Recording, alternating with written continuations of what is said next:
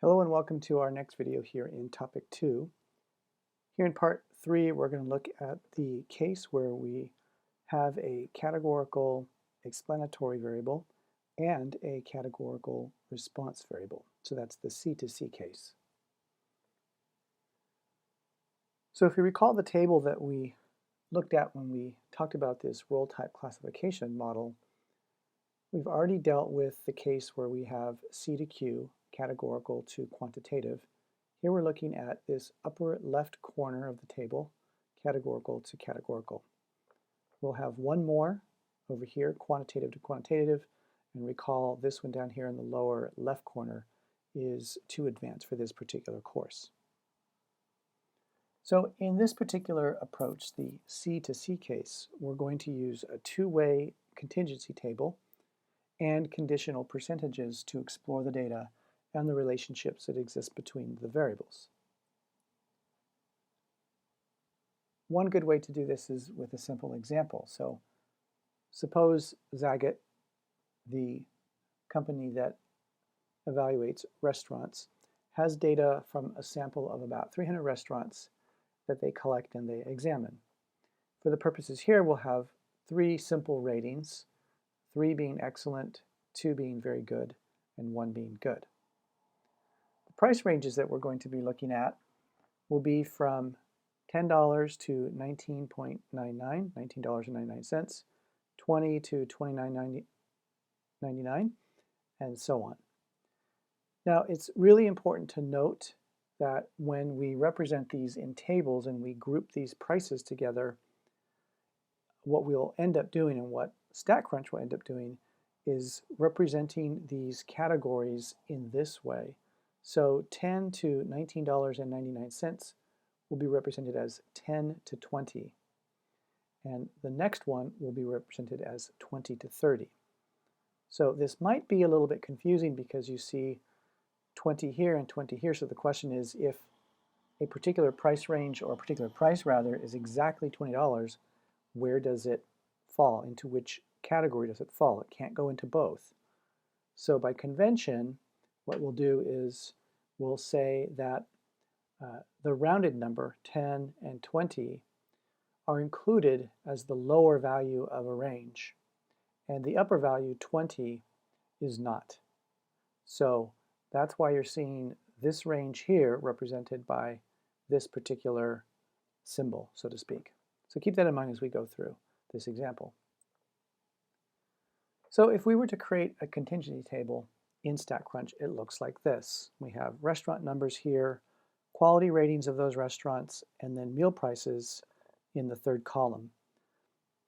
So this is what the data look like.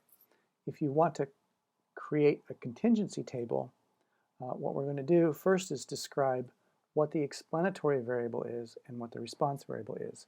This is important because we want to make sure that we know where the variables live on the table, so to speak. In this case, you can see that our explanatory variable is the meal price and the response variable is the rating. In other words, we believe that the price of the meal is likely to have some effect or some outcome on the rating variable. One idea might be that the higher the meal price, the higher the rating. However, we would need to examine the data in order to test that hypothesis. In StatCrunch, we can create a two-way, or what's sometimes called a contingency table, by going into the Stat menu, selecting Tables, Contingency, and then the With Data option. So I'm going to actually switch over to StatCrunch here and show you how that looks like when you actually create the table. Let me zip over here. So I've already created the table. So let me zip that out, pretend we're starting from scratch. Here is the Zagat data. And so what we're going to do is go up to the Stat menu, like I described earlier, and then go here to Tables, Contingency, and With Data. Now, you have your choices about what goes into the rows and what goes into the columns. We're going to put our explanatory variable into the rows. We said previously, if we go back here, we said previously that our explanatory variable is the meal price. So let's go back here and say the rows are the explanatory variable, that's the meal price, and the column variable, which is the response variable, will be the quality rating. So we're going to leave all these other options right now just blank and just go ahead and create the table. You'll notice that when you do so, it's going to warn you there's lots of numeric values for the meal price. We're going to bin them automatically in a way that StatCrunch determines is reasonable. So we click OK, and there we have our table. Let me scoot it over here so it's next to the data. You can see here's the 10 to 20 range, 20 to 30, and so on. Remember, this particular row here only counts meal prices that go from $10 to $19.99. All right, so switching back here to our PowerPoint slide, let's take a look at this table here, right, and notice what this is telling us. We see here 1, 2, 3, 4 different categories. So the categorical response variable has 4 possible categories into which it can fall. And each one gives you a breakdown of the ratings for all of the total, in this first row case, 78 meals that were in the 10 to 19.99 range. You can see most of them were rated as good. In the $20 to $30 range, or rather $20 to $29.99, you see most of them are rated as 64, very good. Right, so you can sort of look for patterns to see if something seems to be happening. You can notice the $30 to $40 range, most of them are here, rated very good. It's not until you get to this highest range where you're in the $40 to $50 range where most of the ratings, 22 out of 28, as opposed to 6 or 0, are rated as excellent.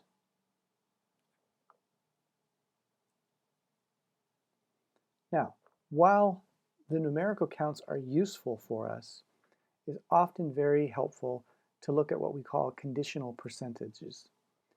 These can help us to see the relationship between the variables a little bit more clearly. So, for each category of the explanatory variable, we're going to want to see how the ratings are distributed, how the response variable is distributed.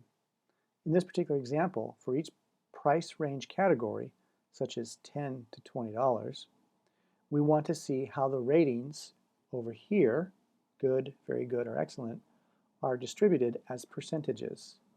So essentially what we need to do here is ask ourselves this question. 42 of these in this first row are rated good. What percentage of all meals in this price range are rated good?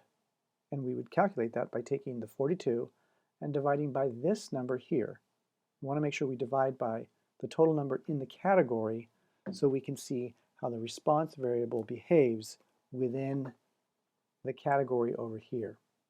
We would do that for every single row, and of course that's many different calculations, and so what we want to do is have StatCrunch do that for us. That's pretty easy to do. We just go back and edit our initial settings for creating this contingency table, and over here under the display we will tell it to show us the row percentage because we want to look at percentages across the rows. All right, so let me go back here to StatCrunch and show you what that would look like.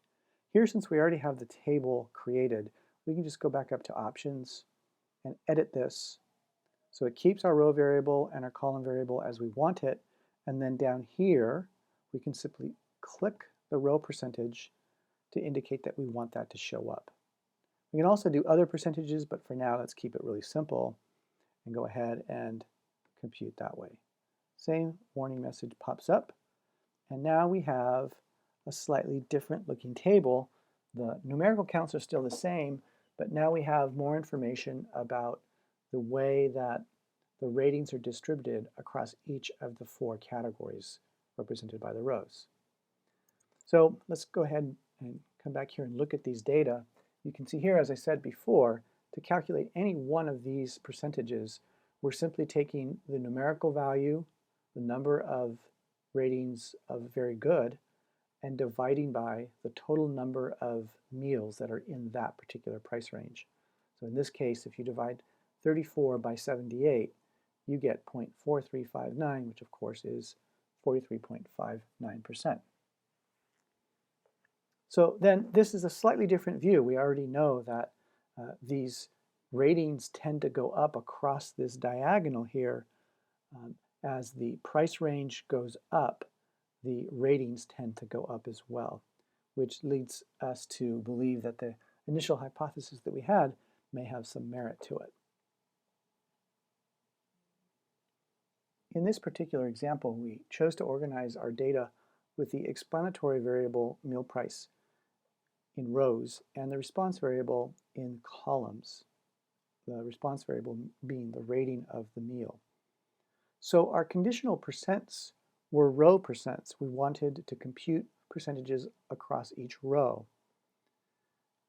Similarly, if the explanatory variable happens to be in the columns and the response variable is in the rows, in other words, they're swapped, then our conditional percentages will be column percentages. So keep that in mind. One rule of thumb might just be to always put the explanatory variable as a row and then have the software compute row percentages, and then you can read across the row.